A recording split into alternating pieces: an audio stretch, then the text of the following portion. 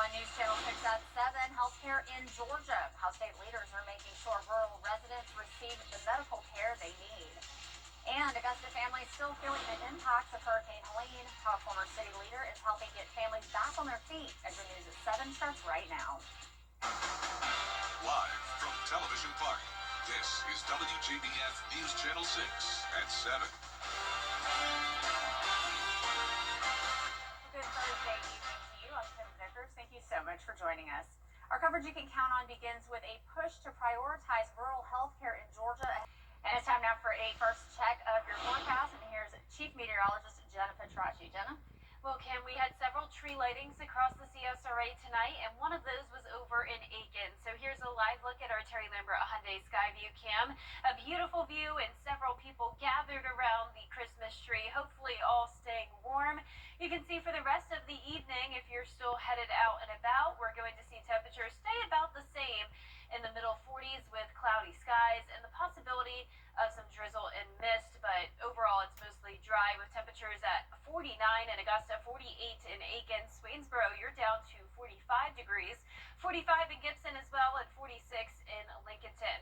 Today's high was only 54 in Augusta, that puts us 10 degrees below average, and our low was actually a couple degrees below freezing. Started out this Thursday at 30 degrees. You can see our southern line counties are dealing with some light rainfall, but most of us just dealing with the cloud cover for now. We're going to continue to see rain push in late tonight through tomorrow morning as this warm front nears closer to us. And you can see by the next few days, rain chances are sticking around and actually increasing up to 90% tomorrow, 80% on Saturday. And I'll have your future cast coming up, but back to you, Kim. All right, Jenna, thank you. Well, a former Augusta mayor leading the effort to help people still recovering from Hurricane Helene. The city's finished storm cleanup, but Deke Copenhaver says there are many in our community who still need disaster assistance. Graham Lee has the story. Nearly 15 months since Hurricane Helene, many homes in Augusta are still showing scars from the massive storm.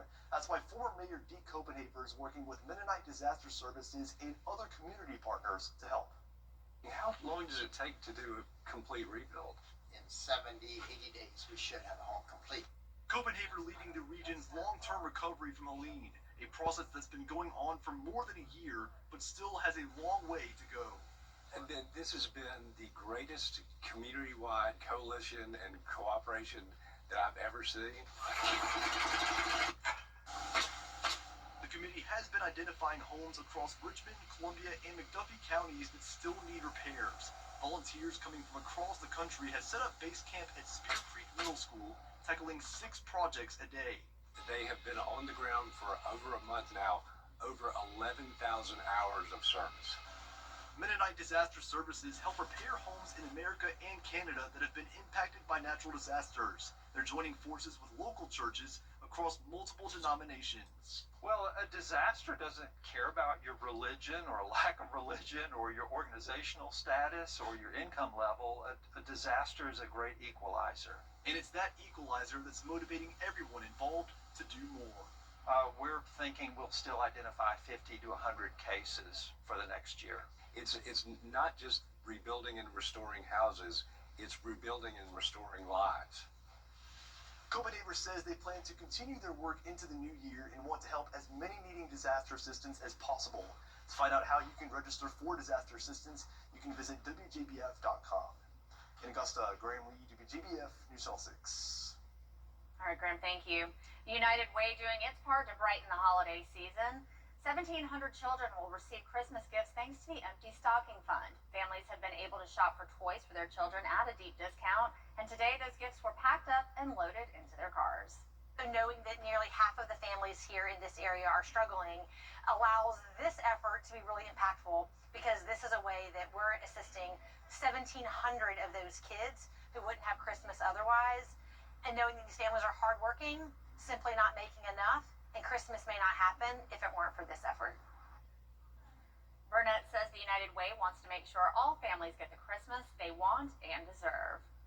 Well, it is Christmas in Columbia County. Some exciting holiday events scheduled for tonight at Evans Town Center Park, and that's where we find Francis Floresca live. Hey, Francis.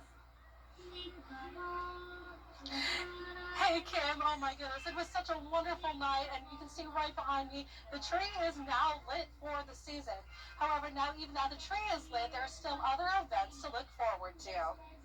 This popular event at Evans Town Center allows you to enjoy Evans on ice skating, or allowing you to stroll through all the lights. There are plenty of better opportunities, and many say the best of them all is the tree lighting ceremony, as we saw just about an hour ago over here. There will also be more vendors giving you options for eating and holiday shopping. We have lots of fun things planned. So, we got currently Santa and the Grinch are taking photos. We've got over 75 local vendors that you can shop with. Tons of food vendors, lots of beverage options. We're going to start the ceremony for the tree lighting at 6. So it should be lit up and on no later than 6:20, 6:30, and then it'll stay on for the remainder of the season. The event will continue to go on until 9 p.m. tonight. We will have a full recap of the entire event at 11. Live in Evans, Francis Floresca, WJBF, News Channel 6. All right, Francis, thank you. And coming up, the future of DACA, why some lawmakers are pushing to reintroduce the DREAM Act. We'll have those details when we return. Good evening, I'm Carol Blackman with your Cash 3, Cash 4.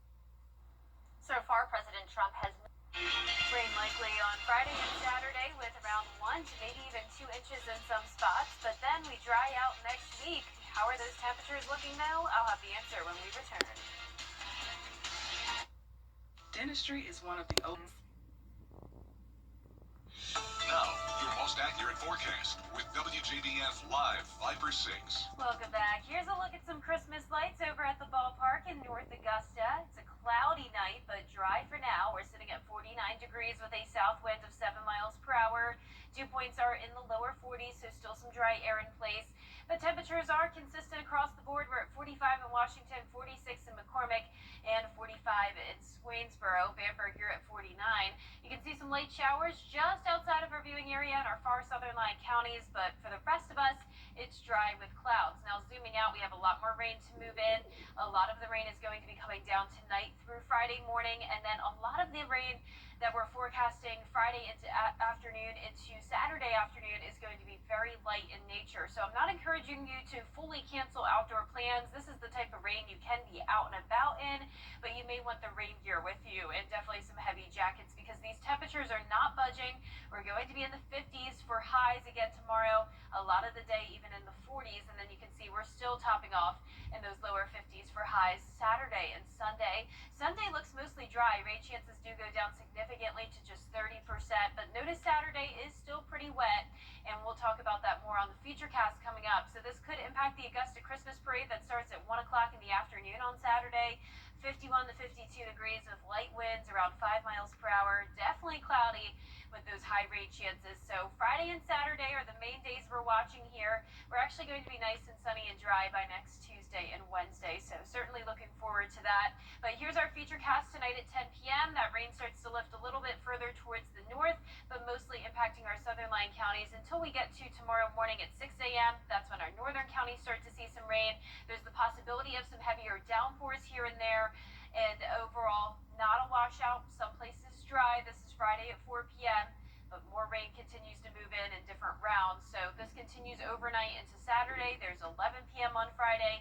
A lot of this so light. So even though it may look like a ton of rain, it's coming down in just the form of mist or drizzle. So once again, even though it looks very intimidating here, you don't need to cancel your outdoor plans entirely, but you're going to want to keep a rain jacket on even into Saturday afternoon. Those heavier downpours still possible in our southern line counties, and then the rain finally starts to shift down towards the south, and we dry out Saturday night into Sunday. Rainfall total's not that impressive since the rain is so light. We'll be around the 3/4 of an inch to 1.5 inches, maybe 2 inches in our southern line counties where we see those heavier downpours, but no threat of flooding, no threat of storms. We're not going to have severe weather by any means. Temperatures are going to be warming up just a tad next week into the upper 50s as the sun comes back out, and we're also going to see some cold mornings in the low to mid 30s as well, but no worries when it comes to any winter weather. But speaking of hurricane season, if you've been wondering why this past season was so quiet, meteorologist Miller Hyatt and Avery Gray have the answer in this week's episode of the Partly Cloudy podcast. Whenever we don't have the those conditions that are perfect and in place for those storms to form, of course we're going to see a lot less of them. And so that's why this year we only saw 13 named storms. The majority of our storms curved out to sea, and a lot of times we had a trough, cold fronts sort of steering it out to sea, so that was really our saving grace here. These cold fronts acted as a wall and blocked all these systems from heading our way. Bermuda High was our best friend this season. We saw many storms take a curve, bringing some very close calls, as we had mentioned, to our area, but none of them making landfall as a hurricane this year. So our first hurricane that we had was Hurricane Erin, and that also was the first rapid intensification we saw throughout this hurricane season. Erin, Gabrielle, Umberto, and Melissa went through rapid intensification, 50 plus knots in 24 hours. And to learn more about the historic season and the powerful storms that we saw, tune into the Partly Cloudy podcast tomorrow at 8 a.m. on WJBF 6 Plus on your streaming device. Jenna, thank you. Coming up, an update in the investigation into the placement of 2 pipe bombs during the January 6, 2021 attack on the U.S. Capitol. We'll have more on the suspect in custody after the break.